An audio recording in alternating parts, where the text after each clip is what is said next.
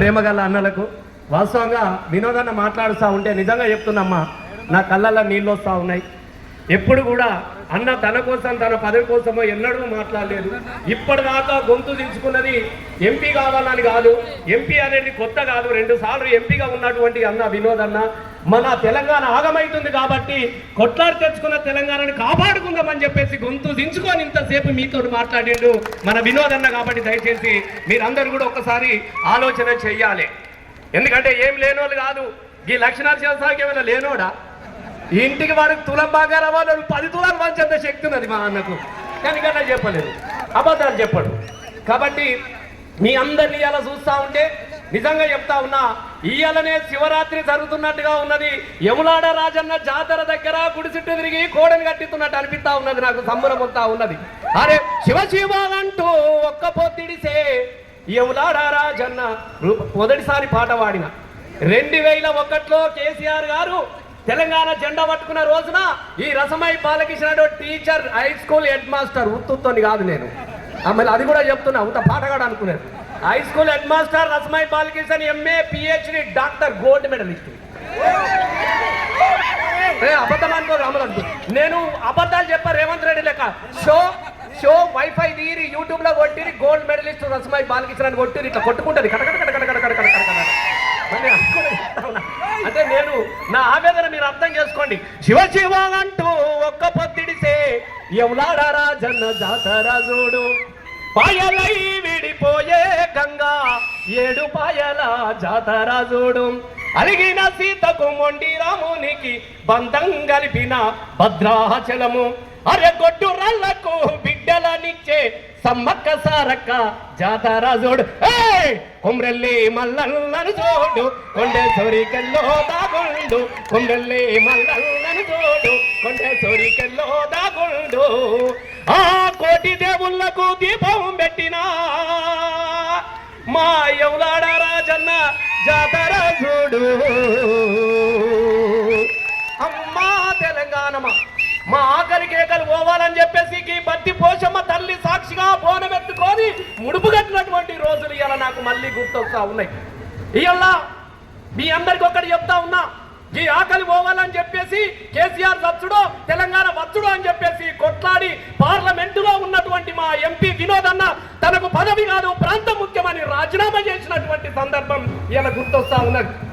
ఇలా తెలంగాణ తీసుకొచ్చుకున్నాం, 10 సంవత్సరాలు అయినది. ఈ ఆకలి కేకలు బాధలు పోవాలని చెప్పేసి తీరొక్క పనులు చేసుకొని మనం ఎన్ని పనులు చేసుకున్నాం ఒక్కసారి మనం ఆలోచన చెయ్యాలి దయచేసి. ఇలా ఇంతమంది మా ఆడబిడ్డలు కనబడతా ఉన్నారు.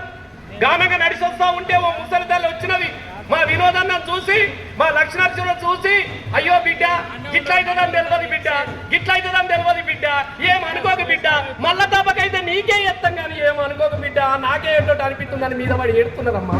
ఇలా తల్లులందరూ ఎందుకు ఏడుస్తా ఉన్నారు ఆడబిడ్డలు? ఇలా ఏ ఉపాధి పనికి పోయినా కూడా కేసీఆర్ గురించే చర్చ జరుగుతూ ఉన్నది. ఆడబిడ్డలు మాట్లాడుకుంటా ఉన్నారు.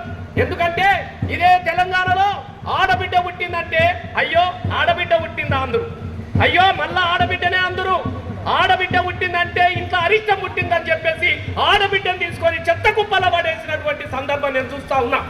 ఆడబిడ్డ పుట్టిందని ఇదే యములాడ రాజన్న సాక్షిగా మెట్ల మీద వదిలేసిపోయినటువంటి ఎంతమంది తల్లిదండ్రులను పేపర్లలో మనం చూడలేదా? ఒక్కసారి మీరు ఆలోచన చేయండి.